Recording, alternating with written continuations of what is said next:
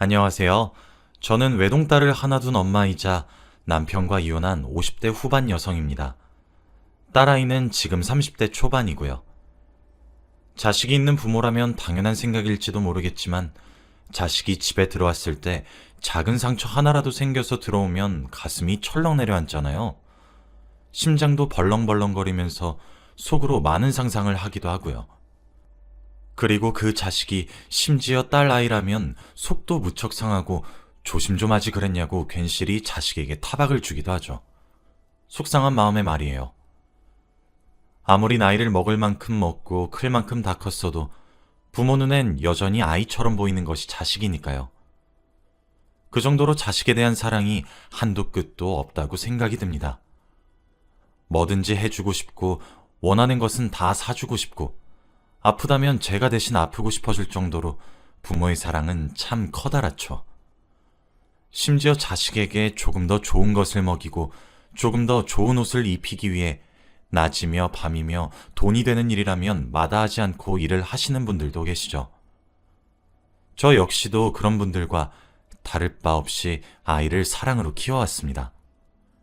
저는 남편과 이혼을 했습니다. 이혼을 한 이유는 남편의 잦은 외도 때문이었어요. 저와 남편은 젊었을 때 양가 집안에서 추진한 결혼을 하게 되었습니다. 서로에 대해 세세히 알지도 못했으며 서로를 알게 된 지 얼마 지나지 않아 정신을 차려보니 결혼식 도중 행진을 하고 있었습니다. 남편과는 참 맞지 않았어요. 하나부터 열까지 말이에요. 어쩌면 우리 둘 사이에 사랑이 존재하지 않았던 것은 당연했을지 모릅니다. 그래도 살을 맞대고 살다 보니 사랑이란 감정은 안 생겨도 의리라는 감정은 생기더라고요. 그렇게 서로에 대해 신의를 지킬 거라고 생각했어요. 제가 그랬으니까 남편도 그럴 거라 믿어 의심치 않았죠. 남편은 제게 선을 넘지 않는 수준의 예의를 지켰습니다. 하지만 제 착각이었어요. 하루는 산부인과에 가니 제가 성병에 걸렸다고 하더군요.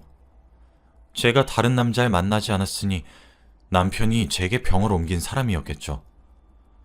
아이를 임신했는데 그런 병에 걸리니 사람이 딱 미치겠더라고요. 그날 집으로 돌아와 남편을 추궁했고 남편의 카드 내역과 휴대폰을 샅샅이 뒤지자 이걸 몰랐던 것이 이해가 되지 않을 만큼의 증거가 수두룩하게 나왔어요. 남편은 제게 손이 발휘되도록 싹싹 빌기 시작했어요. 제가 아이가 없었다면 남편의 외도를 핑계로 이혼을 했겠지만 이미 제 뱃속에 새로운 생명이 자리를 잡고 있었고 그 아이의 아빠인 남편이 제게 빌면서 사과를 하니 이혼은 참아하지 못하겠더라고요. 그렇게 남편을 용서했습니다. 그런데 남편은 제가 용서한 것을 시작으로 아주 꾸준하게 외도를 하기 시작했어요. 제가 아이로 인해 이혼을 하지 못할 것을 마치 예상이라도 한 것처럼 말이에요. 저는 경제활동을 하지 않고 있었기 때문에 이혼은 정말 남편의 생각대로 생각조차 할 수가 없었습니다. 그렇게 15년 정도가 지나니 제 가슴엔 참 많은 멍들이 생겼어요. 아이가 중학교에 들어갈 수 있는 나이가 되면서 저도 일을 하기 시작했습니다.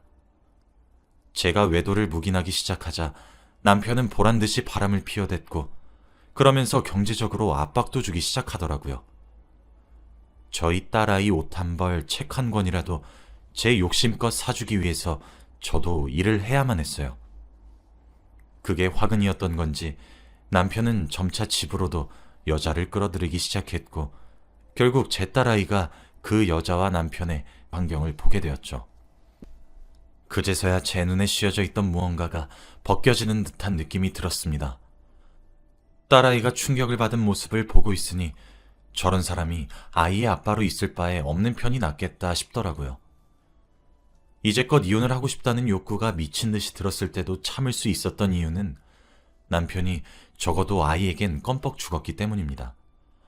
아이에게 충분한 사랑을 주었기 때문에 참았던 거였어요.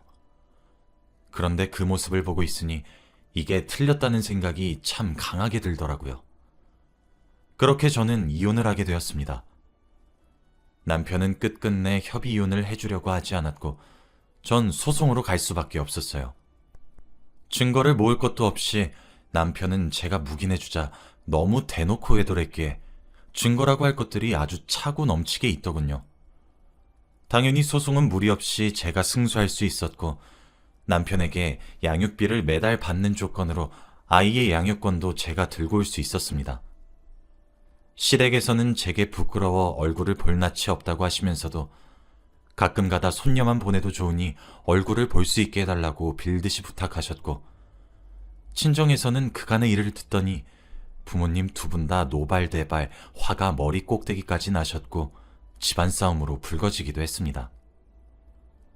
아이는 남편의 외도란 사실을 알게 되고 난 이후 충격이 꽤 컸던 것인지 더 이상 아빠를 찾지 않았고 내면에 상처를 가득 받은 것처럼 보였습니다. 아이도 알 건 다 아는 나이가 되었으니 자신의 아빠가 불륜을 저질렀다는 것에 큰 충격을 받은 것 같더라고요. 일이 이렇게 될 줄 알았으면 일찍 갈라설 걸 그랬다고 얼마나 후회했는지 몰라요. 그래서 그런지 모르겠지만 한창 질풍노도의 시기를 겪고 있던 딸아이는 정말 엇나가기 시작했고 삐뚤어지기 시작했어요. 타일러도 듣질 않았고 꾸짖고 화를 내도 매를 들어도 아이는 점점 엇나가기 시작했어요. 그럴 때마다 속이 썩어 문드러지는 것처럼 까맣게 타들어갔고 눈물로 밤을 지새우길 수백 수천 번이었죠. 모든 것이 제 탓처럼 느껴졌었죠. 그런데 그 암울했던 시절도 잠깐. 딸아이는 점점 나이를 먹어가면 먹어갈수록 옛날 착했던 딸아이로 돌아왔습니다. 저를 뼈저리게 이해해 주었고 그런 선택을 할 수밖에 없었던 저를 존중해 주었죠. 딸아이가 성인이 되던 해의 어버이날에 한 통의 편지를 써주었는데 그곳에 딸아이의 그런 마음들이 고스란히 적혀 있더군요. 그렇게 우리 모녀는 다시 안정적인 생활을 할 수 있었습니다. 그렇게 평화로운 나날이 이어졌어요. 그러던 어느 날이었어요. 지금으로부터 딱 3년 전에 있었던 일이네요. 딸아이는 제게 한 남자를 데리고 왔더군요. 결혼하고 싶은 남자라고 하면서요. 딸아이는 자신이 어렸던 시절에 믿었던 아빠의 충격적인 불륜 현장을 목격하고 그로 인해 이혼 가정의 아이가 되어서 상처를 많이 받아서 그런가 보육원이나 고아원에 자원봉사를 주기적으로 다니기 시작했어요. 딸아이가 취직을 하고 난 이후부터 꾸준히 다녔던 것 같습니다. 그렇게 자원봉사를 하다가 남자친구를 만나게 되었고 자상하고 다정한 모습에 이끌려 사랑에 빠지게 되었다고 하더라고요.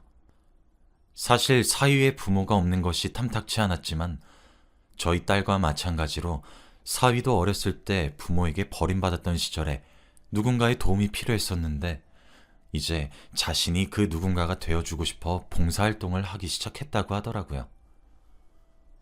저는 딸아이를 아직 품에 끼고 살고 싶은데 딸아이는 벌써 결혼을 생각할 나이란 것이 참 야속하기도 하고 대견하기도 하고 여러 감정이 오갔어요. 벌써 제 품을 떠날 나이가 되었던 사실에 오만 감정이 교차했죠. 그렇게 딸아이는 결혼을 하게 되었습니다. 사실 제가 잔 걱정이 참 많았습니다.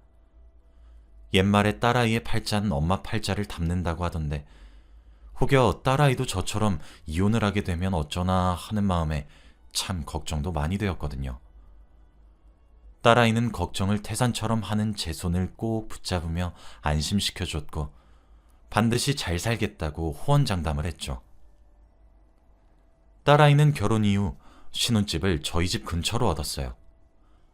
혼자 남은 엄마인 제가 걱정이 된다는 이유 하나로 말이에요. 참 마음이 깊은 아이죠. 게다가 자상하고 다정한 모습에 반하게 되었다는 사이의 모습도 진짜였던 것인지 저를 모시는 것을 아주 끔찍이 아껴주었습니다. 결혼을 할 적에도 부모 모시듯 모시겠다고 한다더니 정말 그렇게 하더라고요. 그런데 결혼을 하고 1년 정도 지났나? 그 시점부터 딸아이에게 자꾸 크고 작은 사고들이 일어나기 시작했어요. 사소하게는 딸아이가 팔에 금이 가거나 다리에 금이 가서 기부스를 하는 것이었고 더 나아가서는 딸아이가 교통사고를 당해 입원을 하기도 했기 때문이에요. 하루가 다르게 딸아이의 몸은 상처만 늘어갔고 그걸 알게 될 때마다 제 심장은 철렁철렁 내려앉았습니다. 그저 오늘은 운이 너무 안 좋은 것 같다고 웃어주기만 하는 딸아이의 모습을 보고 있으니 가슴이 찢어지는 것만 같았어요. 조그마한 상처 하나만 생겨도 가슴이 아픈 게 부모의 마음이니까요. 그런데 그 일련의 사건들에는 정말 끔찍한 사실이 숨겨져 있었습니다. 알고 보니 제 사위가 된 그놈의 짓이었더라고요. 제 딸아이와 결혼을 하고 난 이후 사위는 딸아이의 이름으로 수많은 보험에 가입을 했다고 합니다. 당연히 모든 수익자는 사위의 이름이었어요. 나중에 딸아이에게 이상한 낌새가 없었냐고 물어보았더니 연애 시절에 사위가 몇 번 다쳤을 때 딸아이를 수익자로 했었다고 하더라고요. 그래서 사랑의 증표인 줄 알았다고 합니다. 사랑은 눈에 보이지 않지만 돈은 눈에 보이니까요. 그래서 결혼 이후 당연히 제 딸도 사위가 가져오는 보험가입 계약서에 사인을 했던 것이고 그렇게 가입한 보험만 12개에 다다랐더군요. 처음엔 별거 아니었습니다.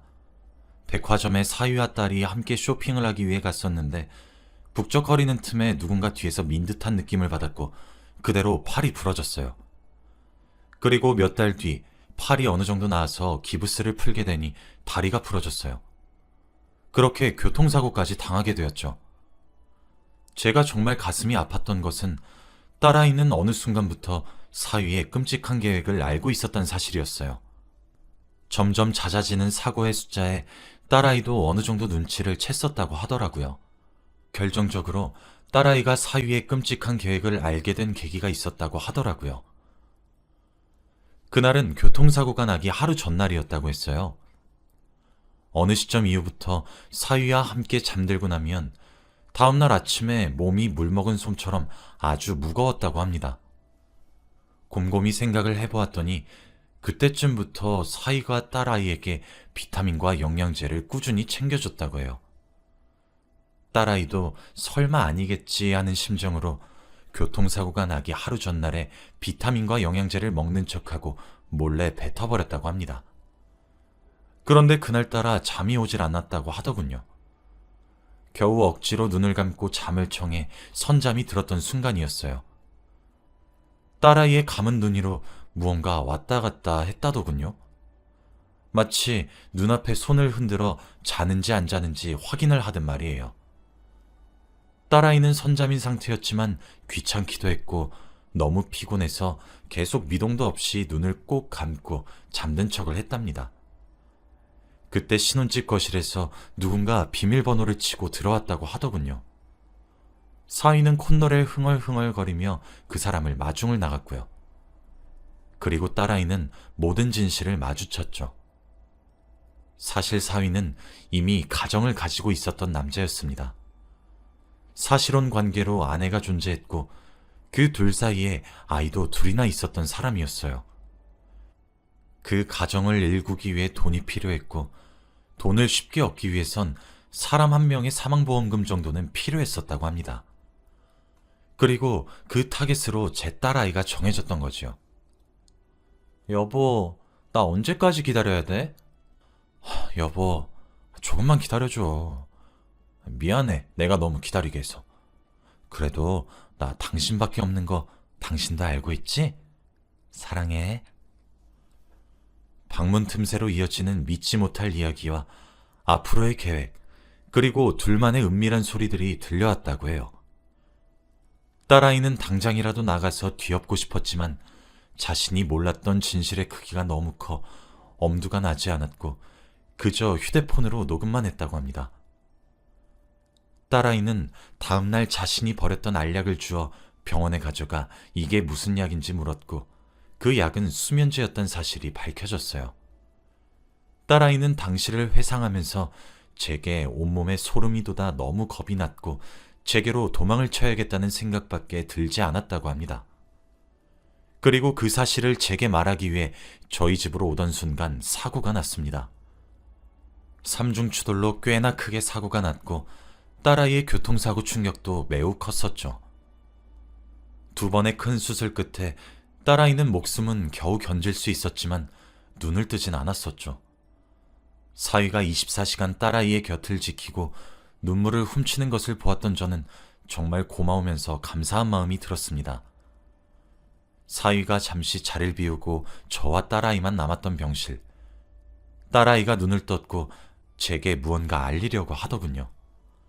당장 간호사와 의사 선생님을 호출했고 그저 살아줘서 고맙다고 눈에서 눈물만 방울방울 떨어졌습니다. 하지만 저는 딸아이의 얘기에 경찰을 불러야만 했습니다. 사위를 살인미수로 고발하기 위해서 말입니다.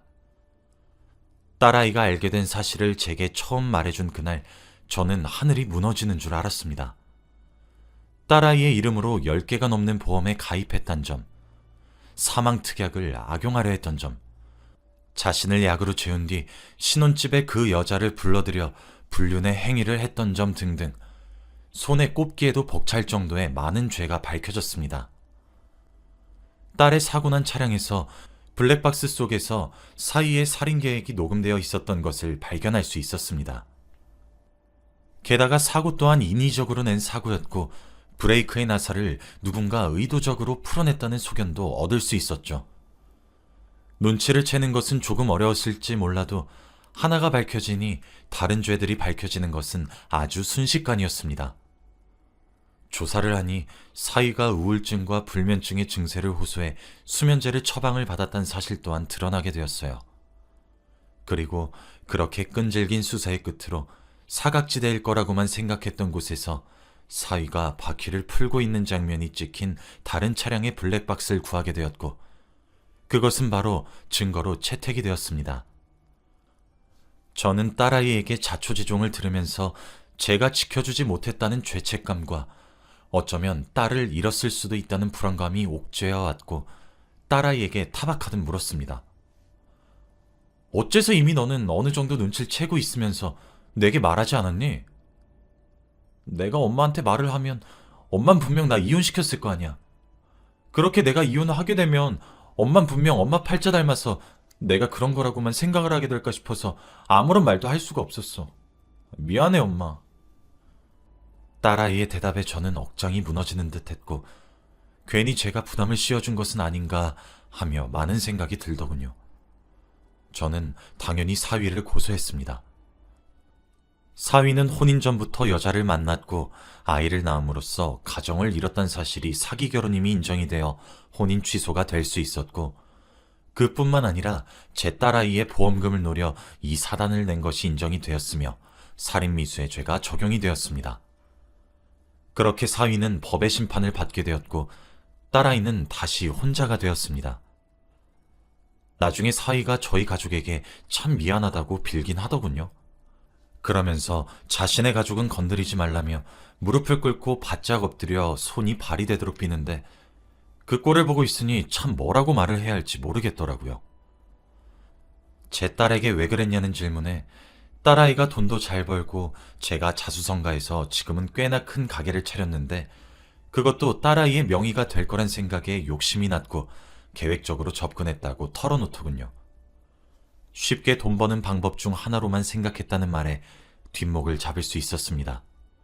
세상에 믿을 놈 하나 없다더니 그런 천사 같은 얼굴로 제 딸 아이와 자원봉사를 하다 만난 사람이 그런 흉악한 생각을 하는 사람이었던 사실이 어떤 면에서는 소름이 끼쳤고 어떤 면에서는 정말 무서웠습니다. 그리고 고소를 진행하게 되면서 알게 된 사실은 사위에게는 두 팔 두 다리 멀쩡한 부모가 살아계셨던 사실이었습니다. 지금은 그로부터 3년이란 시간이 지났고 딸아이도 건강을 많이 회복했습니다. 큰 사고의 후유증인지 다리를 평생 동안 조금 절어야 된다고 하는데 절뚝거리는 모습을 보니 가슴이 참 아프네요. 다행히도 딸아이는 밝은 모습으로 다시 돌아왔고 지금 새로운 사랑을 하는 중입니다. 전 그 일이 있고 난 이후로 남잘 못 믿게 되어 여전히 불안에 떨고 있지만 말이죠. 제 딸아이가 앞으로도 행복했으면 하는 바람일 뿐입니다. 그래도 지금 딸아이가 만나고 있는 남자는 싹싹해 보이고 도덕적 주관이 뚜렷해 그나마 안심이 되긴 합니다. 여러분들도 결혼할 사람을 꼼꼼히 알아보고 결혼하셨으면 좋겠네요. 그렇지 않으면 무슨 대가를 치러야 될지도